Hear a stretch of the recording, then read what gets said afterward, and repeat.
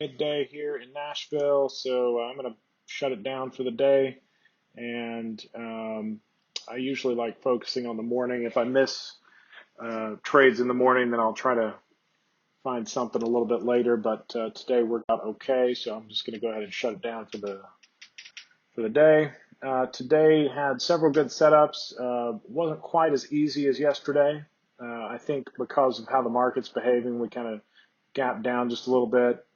Went sideways for a while, dropped off a cliff, regained that, and now we're trying to break out upward again. So I think there was just a little confusion in the market today, so it's a little bit sloppier and harder to find a good setup that I liked anyway. But as far as stocks that I was watching this morning, KO had a nice little 20 and 15 and 30 minute opening range breakout that worked really well. You can see here on the 15 and the 20, I like it best on those time frames. You have this red candle, high churn, it has a bottoming tail, gives you a really nice risk to reward if you put your stop under the trigger candle, the entry candle. If you put your stop under the signal, then that one got to at least 3 Rs. And this way it got to about 8 Rs, it looks like, 8 times your risk.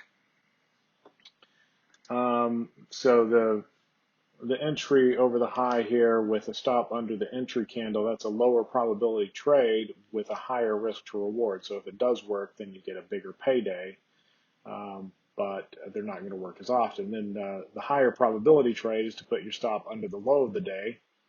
And that one doesn't have as good of a risk to reward, but there's a higher probability that it's actually going to work and not stop you out.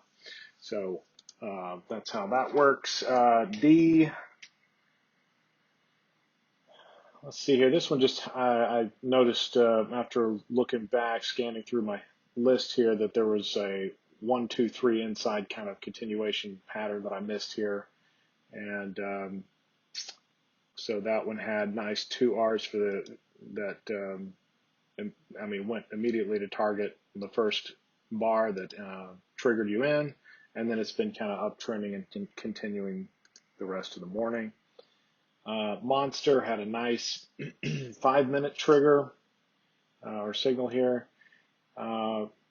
This one, of course, has been that trade, that swing trade that triggered way down here, and it's been on this, spike up into this first target area up in here.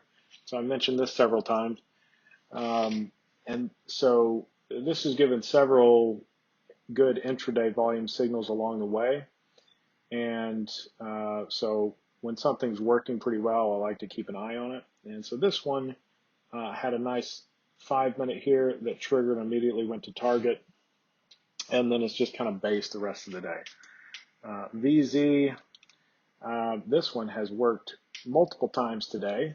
And I have to admit that I did not catch a single one of these. So this one, it did have a high churn opening range here, which is something, one of the contexts that I look for to see if there's public interest or, some unusual activity going on in the stock. You can also look at, pre-market volume, does it have earnings, that kind of thing. But I like looking at the opening range churn to see if there's some pent up demand or something going on that's getting a lot of activity or something that's kind of unusual for the stock. So it had that. It had kind of this opening range indecision candle with high churn, and then it broke out above. So that kind of gave us a directional bias, at least for the immediate term. We pulled back to kind of that area of the open, put in a volume signal, and took off straight to 2 Rs right here. And you can see there's a volume signal right at 2 Rs. And we broke through that resistance because people have their sell orders waiting here. Then we broke up to 4 Rs, and again we hit resistance right at 4 Rs, where more people had their sell orders waiting there. So I always tell people that's not a coincidence that you often will see these volume bursts at the exact 2 and 4 hour multiples, because there's traders just like us that are exiting their positions there and handing them off to the longer term trader or the dumb money too, either one. But whoever is, accumulating longer term or just accumulating in the wrong spot, those people are taking the shares at those points along the way and continuing the trend upward. Then we had this nice pullback, and there wasn't a very strong signal here, but there was a little bit of a 5-minute, and this one tested below, and I always like to see that, where it tries to go lower but can't, and then immediately reverses, triggers you in right there, and got to 4 hours again. So I missed all of these. These are this one wasn't super obvious, but it in retrospect it was a good setup. And then I was watching this one, and I had just shut down my computer and everything. I thought I was going to be done for the day, and I noticed this one as I was doing a last-minute scan.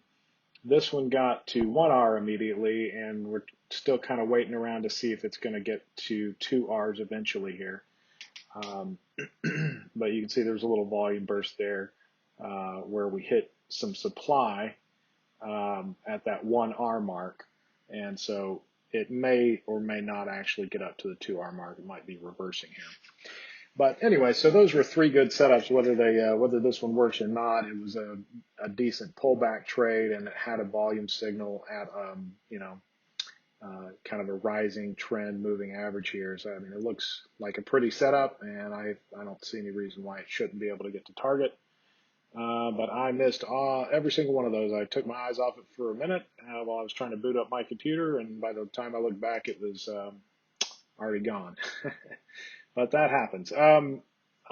Microsoft, this one, I just wanted to point out this little pattern here. So I see these all the time where you might be coming down from in a bigger downtrend than this. You put in a lot of time these bottoming patterns will have a volume signal on the kind of shoulder, the left shoulder. You'll trade your sell off of that, but the level is actually right here. We test below it, but there's actually nobody really selling down here. And then we get back up to it. You have enough of a big order down here to arrest this fall off. Get back up, easily churn back through there, and totally reverse the trend. So I see these kinds of it's kind of like a head and shoulders in a way, where we got a left shoulder, a head, a right shoulder, and or a triple bottom, whatever you want to call it. But you often will see the volume on the shoulders of these two, and then sometimes you'll see volume at the very base, or at least on a smaller time frame, and you'll often see volume down here at the very bottom. But so sometimes these turn into nice 1, 2, 3 type setups. I don't know. Yeah. So like on the 15 here, it was a 1, 2, 3. And I think those are kind of one of the best 1, 2, 3 continuation setups you can take. It's the earliest in the trend. There's a lot of people that are thinking this is going to be a downtrend. You come up here. So some people get in and then they get immediately squeezed out and add to your direction. So next is Wells Fargo. Let's see, on this one, I think I was just looking for a pattern on this one. I thought one was developing here on the 15 perhaps.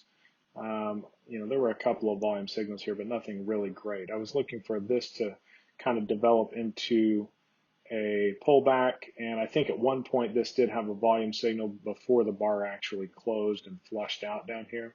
So that's one reason it's always good to wait for the bar to actually close and then confirm whether or not it has a volume signal.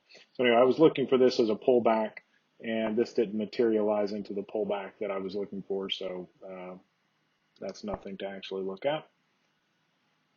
MDLZ. So this one was one of the other ones that I was really focusing on this morning, and so this one just had a really nice 10-minute inside a prior volume signal. So the volume churn got high here, and then it got even higher, and you got even better risk to reward, and you take that in 2 hours pretty easily there, painlessly.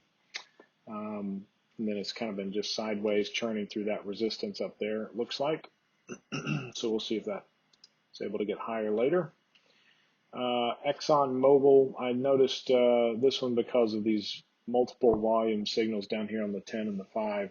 This is not really clean, but it worked really well. You can see it got to 2 hours exactly here on the, if you'd taken this on a 10 or a 15, or if you'd taken this kind of as the first 10-minute here, this got to 2 hours.